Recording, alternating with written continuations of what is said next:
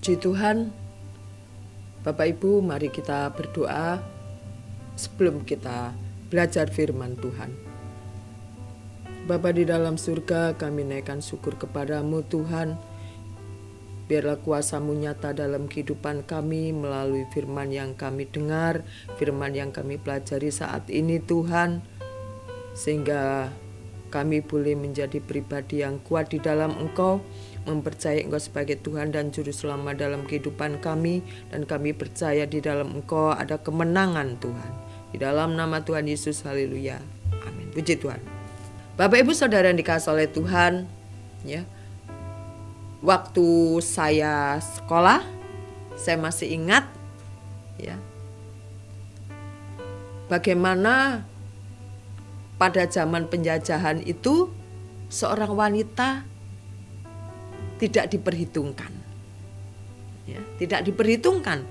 Mereka menganggap wanita itu adalah seorang yang lemah, yang tidak bisa apa-apa. Tetapi lahirlah seorang wanita perempuan kecil di Jepara, ya, yaitu Raden Ajeng Kartini dalam pemerintahan Belanda menjajah di negara kita. Yang namanya R.A. Kartini ini mulai membuat emansipasi wanita sejajar dengan pria. Akhirnya dia membuat satu buku, yaitu yang berjudul Habis Gelap Terbitlah Terang. Nah, saat ini kita akan belajar firman lagi, judulnya Habis Gelap Terbit Terang. Haleluya, haleluya. Puji Tuhan. Saya suka bercocok tanam. Ya. Meskipun tidak banyak. Tiba-tiba saya dapati di situ ulat. Nah, saya kurang suka tanaman saya ada ulatnya. Ya. Karena ulat ini akan memakan daun-daunan. Dan ulat ini sangat menjijikkan. Kalau nempel di badan kita, apalagi ulat bulu, bisa gatal-gatal. Tetapi kalau kita biarkan ulat ini tuh nempel di daun, nempel di atas daun, kita biarkan. Setelah dia makan daun, ya, lalu dia diam, dan badannya terbungkus menjadi kepompong dia. Dan pada suatu hari, setelah beberapa minggu, dia keluar menjadi kupu-kupu. Kepompongnya kosong. Di awal saya katakan Raden Ajeng Kartini ini adalah yang membuat emansipasi wanita sejajar dengan pria. Dan saya juga sampaikan bagaimana metamorfosanya dari ulat menjadi kupu-kupu ini. Setelah menjadi kupu-kupu, banyak orang suka, anak kecil pun suka. Tetapi kalau kita dengar di situ ada ulat, semua nggak suka, takut, gatal-gatal, menjijikkan ulat itu. Dalam kehidupan kita, sewaktu kita belum mengenal Tuhan, sebelum kita bisa memanggil ya Aba, ya Bapa, sebelum kita mengenal kebenaran, kita ada dalam kegelapan. Kalau kita tinggal dalam kegelapan, kalau kita masih ada dalam kegelapan, yang kita lakukan hal-hal yang tidak baik, hal-hal yang gelap, atau hal-hal seperti ulat tadi, sebelum jadi kupu, hal-hal yang menjijikkan. Ucapan kita, sikap kita, tidak ada orang suka dengan sikap hidup kita. Tetapi semenjak kita terima Tuhan sebagai juru selamat kita dan hidup kita diubahkan, kita menjadi ciptaan baru. Di dalam 2 Korintus 5 ayat 17, demikian bunyi firman Tuhan. Jadi siapa yang ada di dalam Kristus, ia adalah ciptaan baru. Yang lama sudah berlalu, sesungguhnya yang baru sudah datang. Ciptaan baru adalah hidup yang diperbarui oleh Roh Kudus. Hati dan tujuan hidup kita berubah oleh kuasa Roh Kudus. Perubahan ini ditandai oleh kita mulai mempunyai kasih. Saya buka dulu di dalam Galatia 5. Saya ingat Galatia 5 sebentar ya. Galatia 5 ayat 22 mengatakan, tetapi setelah kita menjadi ciptaan baru, ya, kita mempunyai buah roh. Tadi saya katakan ya, hidup kita ini diperbarui oleh Roh Kudus yang tinggal dalam diri kita. Bukan kitanya. Diperbarui oleh Roh Kudus dan ditandai oleh buah roh di dalam Galatia 5 ayat 22. Kasih, sukacita, damai sejahtera, kesabaran, kemurahan, kebaikan, kesetiaan, kelemah lembutan, dan sebagainya. Keinginan untuk hidup seperti Kristus. Di dalam surat Filipi ya, saya lihatnya Filipi, jangan sampai Filipi 1 kalau enggak ayat 21 ya.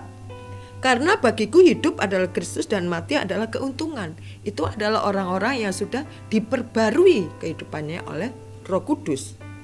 Keinginannya menjadi seperti Kristus. Identitasnya sebagai anak-anak Allah.